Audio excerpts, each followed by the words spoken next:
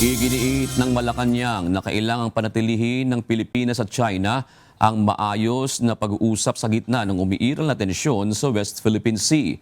Ayon kay Palace Press Officer Undersecretary Claire Castro, dapat magsikap ang dalawang bansa na pairali ng respeto sa isa't isa.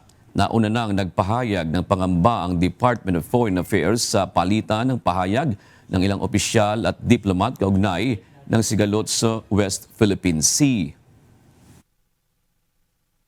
Ang pag-escalate ng tensyon sa pagitan po ng China at Pilipinas, hindi po ito dapat na nagmumula sa isang bansa. Ang pagsaalang-alang sa friendly discussion at sa healthy dialogue ay dapat nagbumula sa dalawang bansa.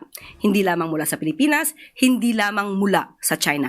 Dapat ito po ay dalawang bansa ang nagpupursige para magkaroon po ng mutual respect sa bawat isa.